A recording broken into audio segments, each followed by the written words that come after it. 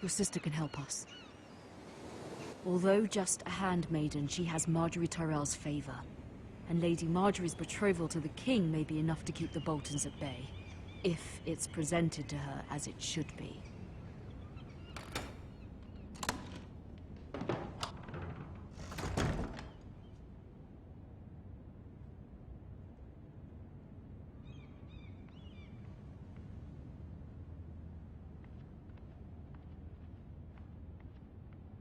King's Landing.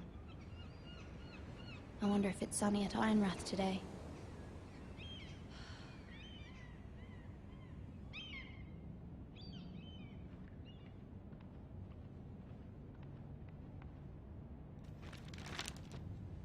It troubles me to even ask this of you, but you must appeal to Lady Marjorie to intervene on our behalf. She is our best hope, and can be a powerful ally, especially now when your family so desperately needs her help.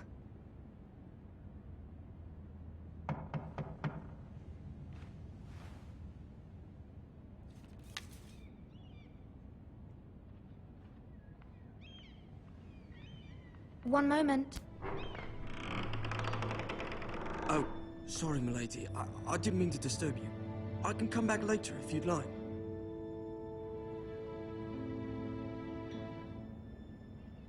No, it's fine. Come in.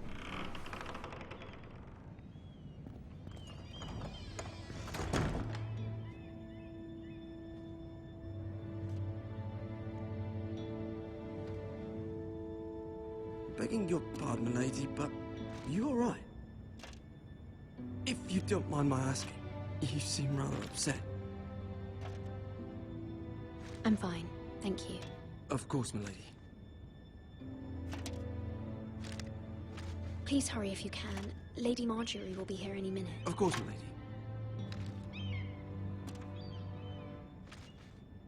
You work for Lady Marjorie? I may be wrong, but it seems like you do. It's widely known that I work for Lady Marjorie. I've seen you with her before. You seem like good friends. I saw Lady Marjorie just this morning, outside the Royal Sept, talking to Queen Cersei. Cersei?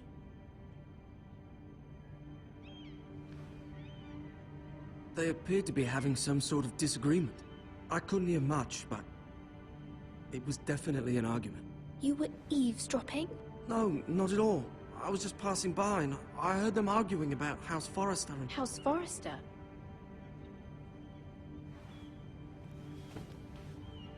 I thought you'd like to know. Forgive me if I was mistaken. I hope you're not in any kind of trouble. Most people don't tend to notice a callboy. Not in King's Landing, with so many lords and ladies about. You see and hear all sorts of things when people don't even know you're there. Good night, milady.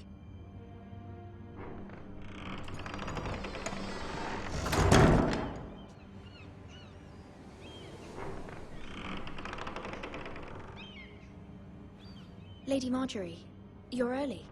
I was hoping there would be time for us to talk. Come, there's something we must discuss.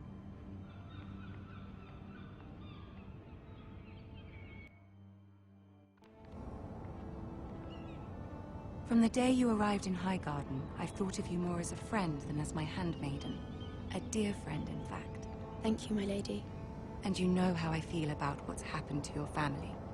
I feel your pain as if it were my own. What you've suffered is beyond imagining. And your poor family as well. You're very kind, my lady. Of course, Mira, but you must not despair. We will get through this together. You must understand there are limits to what I can say, especially here in King's Landing, now that I am to be queen. To have a handmaiden from the north whose family fought for Robb Stark. It raises questions at a time I can least afford. Cersei herself cornered me this morning outside the Royal Sept. She mentioned the northern girl in my service, and she painted you a traitor. She was very pleased with herself. Her face was full of mirth as she said it.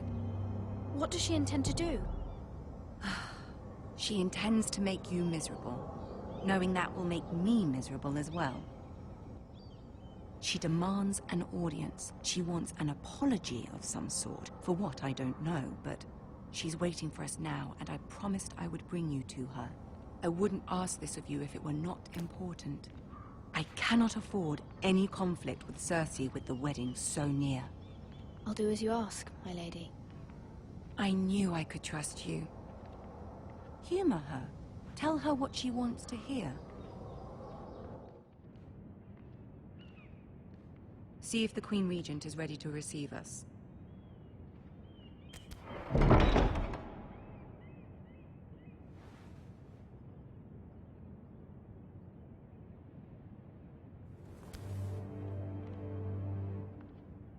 You'll be fine. I know you will. You may feel one thing, but you must say another.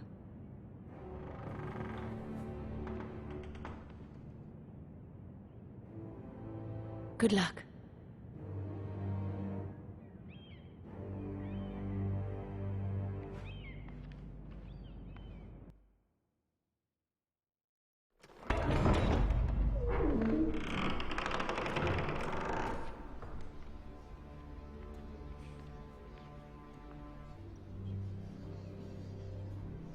You can do this.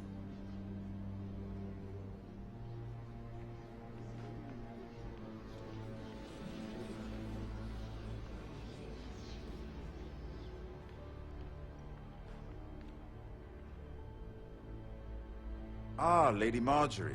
Aren't you looking lovely this evening? Lord Tyrion. Your Grace? With your permission, allow me to introduce Lady Mira of House Forrester.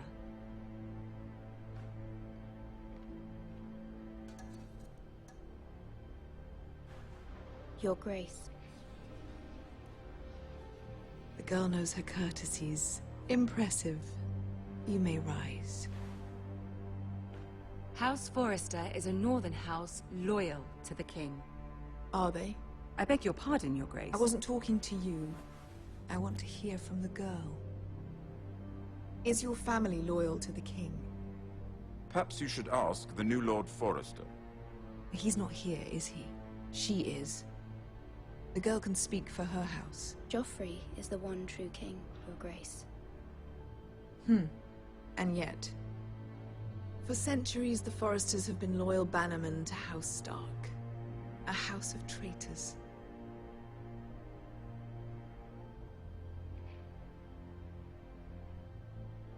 Yes, Your Grace. They are traitors. The Starks were your liege lord, yet you name them traitors so easily. I take it this is the kind of loyalty the king can expect from you, if you have any loyalty at all. Is your house willing to swear fealty to your new liege lord, Roose Bolton?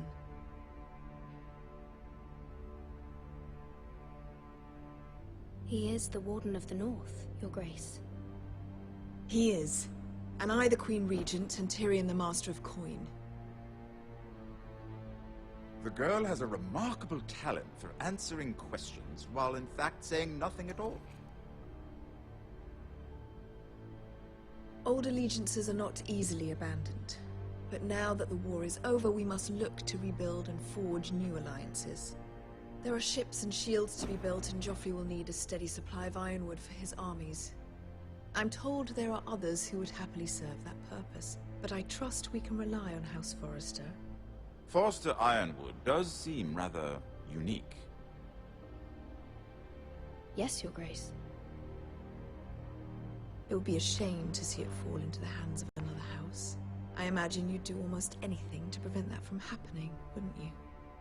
Ask any Lannister, and they'd do whatever was necessary to save Casterly Rock.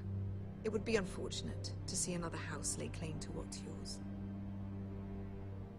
I won't dishonor myself, Your Grace. I see. What would you have the girl do, Cersei? It's not as if she fought beside the Starks, wielding a battle axe for the Northern Army. It raises an interesting question, I suppose. can we truly blame those who end up on the wrong side of the wall? Our dear Marjorie here was betrothed to Renly Baratheon on the false assumption that he would one day rule the Seven Kingdoms. Can we fault her for her mistake? Should she be held accountable?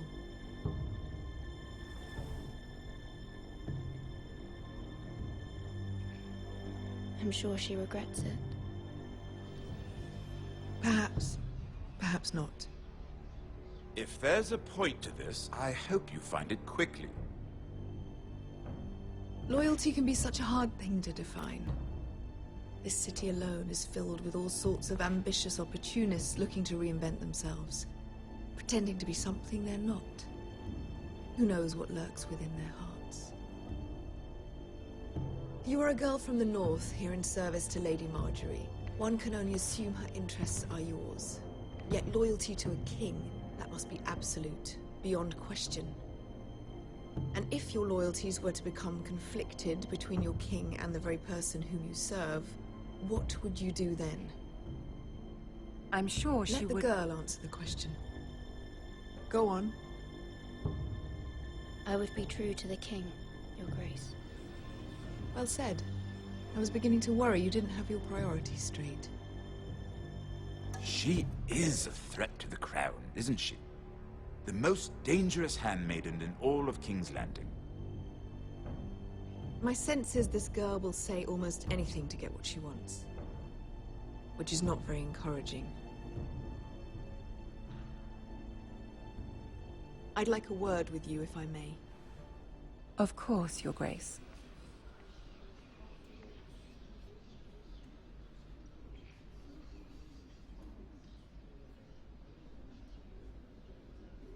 I'll walk you out.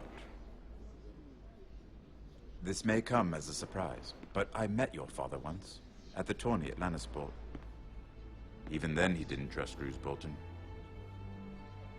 We only spoke briefly, but your father struck me as an honorable man.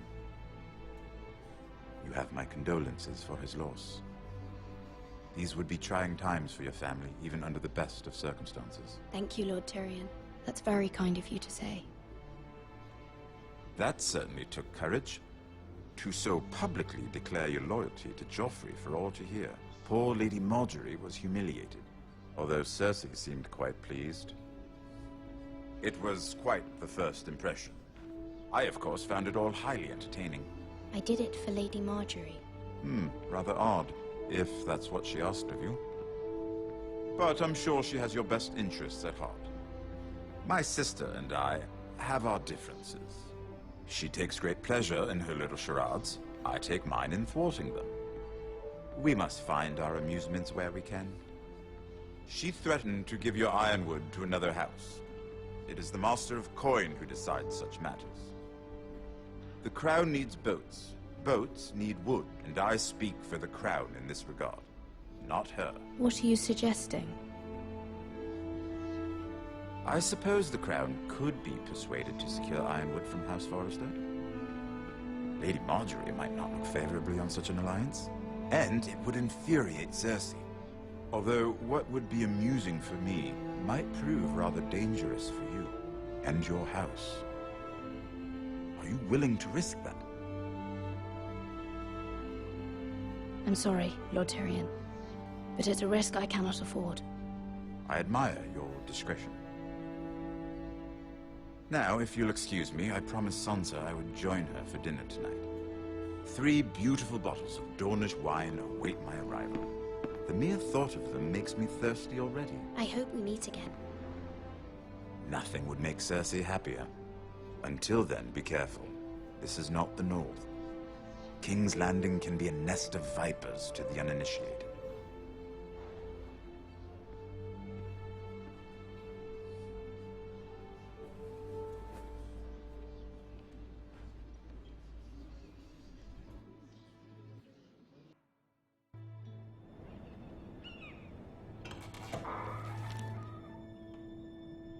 Mira, I was worried. How was it? Cersei has a way of looking at you as though you're nothing.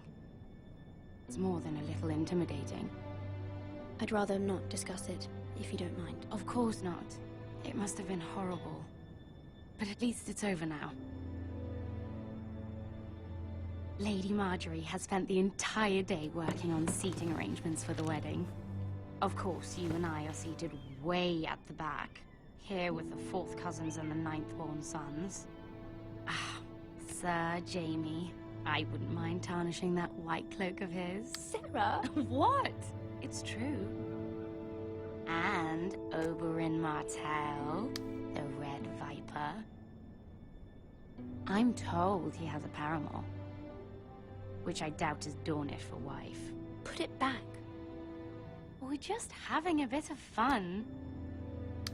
It's probably for the best. I've heard he's a bit perverse. Perhaps Lady Marjorie could make the right introductions. Who knows? We might meet our future husbands. Although, marrying a king, I can only imagine what that would be like. Would you marry Joffrey if it meant you'd become queen? He does have a certain look about him, and he's always treated Lady Marjorie well, which is more than you can say for his mother. I don't want to be queen, no matter who I'd have to marry. Don't want to be queen? You northerners. You'd make a perfect scepter. Well, I would marry him. Imagine the power you would have as Queen of the 7 Kingdoms. I might even allow you to be my handmaiden. Let's see, who else should we marry off? Brienne of Tarth and Tyrion Lannister. What a perfect match! Sir Bronn and... What are you doing?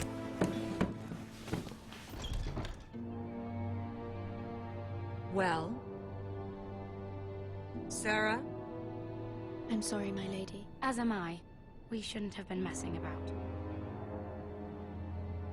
This is not a game. It's a battle plan. Allies and enemies can be made with every move. Yet they say it is men who are powerful. The Queen was pleased by your display, Mira. I'm just glad it's over. King's Landing can be exhausting sometimes. There's always someone to please or some perceived slight to smooth over. I fear it will only get worse when I am queen. Once they know your true heart, the lords and ladies will have no choice but to love you. Do you agree?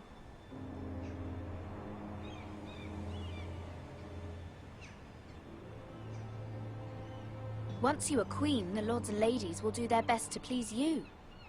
You learn very quickly. Your words to Cersei were brave, but I know you must fear what the Boltons might do to your family. I do appreciate your willingness to appease her, as difficult as it may have been. Thank you, my lady. There's been something on my mind. Something important.